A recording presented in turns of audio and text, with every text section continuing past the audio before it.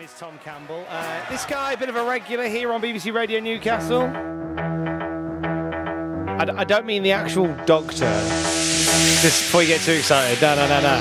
I'd argue cooler than that. For Whovians in the Northeast, you all know this man. It is Neil Cole, and he is from Neil Cole's Adventures in Science Fiction Sci-Fi Museum in Allendale. And we've been talking to the man himself, Neil Cole. I'm an art teacher in the week, so I'm not at school, but I've been getting a chance to do some museum work as well. So I've been able to pull all the glass out, because normally we're open 3 days a week and then closed for a couple of days a week, and I can't do major refurbishments. But for me, at the minute, I'm actually able to get on with some big jobs and put some new, really exciting exhibits in. Can you tell us what the exhibits are? I can give you a few clues, yes. If you're into classic Doctor Who, you will know that there is a giant slug called Mestor, which I've been restoring for a couple of years. He's a big monster, so there'll be a new monster going in.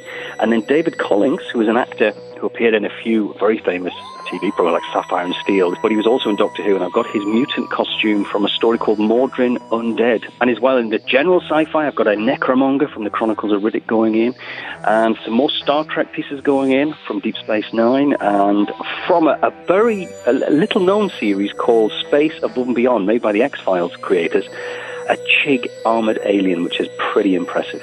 What I love is there are sci-fi fans across the Northeast whose heads are exploding right now at some of the things that you're saying. I can hear them popping.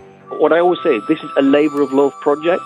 The lockdown period for me is really exciting because I can get some new pieces in, because I really want to provide a satisfying experience, for people who are travelling to come, and also return visitors. It's a chance for me to do that. Business-wise, obviously, it seems like things are still ticking over for you, and you've actually got time to do some other stuff. But overall, how is this affecting your business?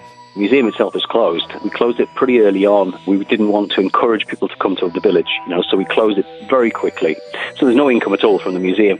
Obviously, I'm a teacher, so I've got an income coming in still from that. So I'm very fortunate. If I just was relying on the museum, we'd be broke, basically. Yeah, we couldn't have done it. We'd have had to, stop. And sounds like you've got your hands full, but it sounds like the museum is in great hands. And when we reopen, are we going to look at some sort of sci-fi spectacular? Oh, yes, there's a big thing coming up. You probably have heard about the fight I've had with the lovely planners of Northumberland County Council, who love me. Oh, I have indeed. It's my favourite episode of Doctor Who, where the Doctor fights the County Council. My brother-in-law in Sheffield is, at the minute, welding a steel Dalek. Absolutely accurate. A 1960s William Hartnell era steel Dalek. So what we're going to do is we're going to have a big grand reopening, new props, and a steel Dalek permanently outside. We won't need the wooden shed anymore. And then we're going to put the original Dalek that caused all the fuss on a glass cased on a trailer, so that it can be used for charity events and taken around the place. Wow. Oh, I'm excited for the end of lockdown, mainly for this, because this is going to be a nice way to kick back. I do feel really guilty and terrible saying I'm doing positive things here, because I know some people are having the most appalling times. I mean, I'm a sort of keep busy type person. I'm happy when I'm doing stuff, I guess.